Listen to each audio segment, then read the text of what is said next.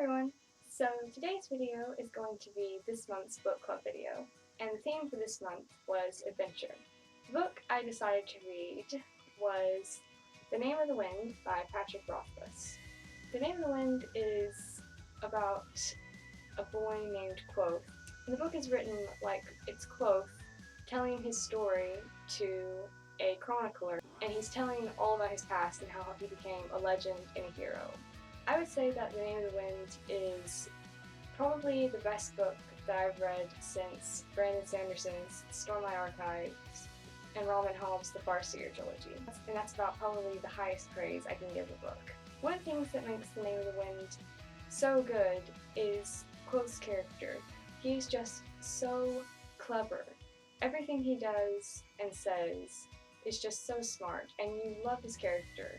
In one part of the book, he says that he's not brave because there's a difference between being brave and being fearless.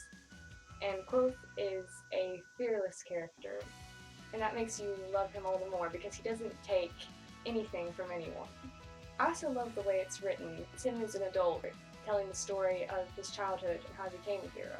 I think that's a really more original way of telling the story. One of the great things about this book is it makes fantasy new again, and as a person who's read a lot of fantasy books and loves the fantasy genre, that is a really big thing. Because there's a lot of books that follow the same storyline, which is a boy with a great destiny ahead of him, but somehow this book makes it seem like it's the first time you're reading this type of story again. It also has a very interesting but simple system of magic. Kvothe is probably one of the most likable heroes that I have ever read in any book. I would say that he's up there with Kaladin Stormblessed from Brandon Sanderson's Stormlight Archives. I also was thinking that if Kvothe switched places with Kaladin, that he would have done at least as well in Kaladin's situation as Kaladin did.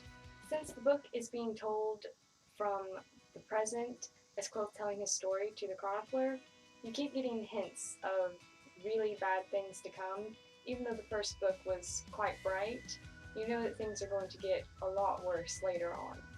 I also love how Kvothe is brilliant and knows it and doesn't mind saying that he is. I like Dinah and Kvothe's relationship, but I do get the feeling that Dinah will eventually break Kvothe, I guess, if that makes sense. The book is also really good in getting you to anticipate what's going to happen later in the series by giving you these little tiny hints about events and people that he's going to meet later in his life. I also really love that Kvothe actually wants to be a hero, and that he tries to be, because a lot of times in fantasy books, it's usually the reluctant hero type, so I found it refreshing that Kvothe actually wanted to be a hero. You also find yourself rooting for Kvothe in the past and the present.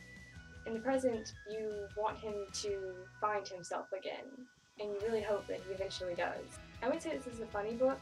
There are points in it where Kvothe is just so clever, you find yourself laughing out loud at him, and at how brilliant he is. I really can't find words to say how much I love this book, and I don't feel like I'm doing it justice, so the best thing I can say about it is to just read it, because it's an amazing book. Next month's theme for book club is going to be romantic horror.